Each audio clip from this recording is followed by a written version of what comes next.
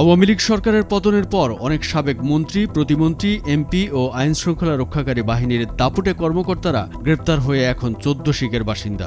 জনমনে এখন কৌতূহল যে রাজনৈতিক নেতা ও পুলিশ কর্মকর্তারা গ্রেপ্তার হয়েছেন তাদের কে কোথায় কোন কারাগারে আছেন।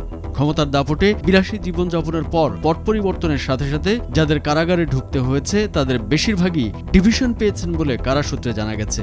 ফলে বিশেষ খাবার, ব্যক্তিগত কাজের লোক ও পত্রিকা সবই পাচ্ছেন তারা। শেখ হাসিনার পতনের পর আওয়ামী লীগ নেতা, মন্ত্রী, এমপি ও প্রভাবশালী ব্যক্তিদের নামে মামলা হয়েছে শত শত, যাদের অনেকেই এখন জেলখানায়। একসময় যাদের কথায় সরকার চলত এবং তাদের লাইফস্টাইল ছিল বিলাসী। এখন প্রশ্ন, জেলখানায় সেই তাদের দিনকাল এখন কেমন কাটছে? বন্দীদের বেশিরভাগই ঠাঁই হয়েছে কেরানীগঞ্জ কারাগারে। বিভিন্ন কারাগারে ডিভিশন পেয়েছেন ৪৭ জন, যাদের মধ্যে আছেন Salman F Rahman, Anisul Haque, Dipu Moni, Junaid Ahmed Palak, Ramesh Chandra Sen, M A Mannan সহ আরও অনেকে। বাদ যাননি আইনশৃঙ্খলা বাহিনীর কর্মকর্তারাও। আওয়ামী সরকারের গুমখুরের মাস্টারমাইন্ড জিয়াউল হাসান পেয়েছেন প্রথম সারির ডিভিশন। এই তালিকায় আছেন সাবেক আইজিপি শহীদুল হক, আব্দুল্লাল মামুন, সাবেক ডিএমপি কমিশনার আসাদুজ্জামান মিয়া, এডিসি কাফি ও একসময়ের প্রতাপশালী র্যাব কর্মকর্তা সোহাইল। বিচারপতি শামসুদ্দিন চৌধুরী মানিকও পেয়েছেন ডিভিশন। মন্ত্রী না হয়েও অনেকেরই মিলেছে এই সুবিধা। কারাসূত্র জানায় ৩ বেলা নিয়মমাফিক খাবার দেওয়া হচ্ছে বন্দীদের। ডিভিশন যারা পেয়েছেন তারা নিয়মিত নামাজ পড়া শুরু করেছেন, একে অন্যের সঙ্গে কথা বলছেন, নিজেদের ভুলের প্রায়শ্চিত্তের গল্প বলছেন একে অন্যের কাছে।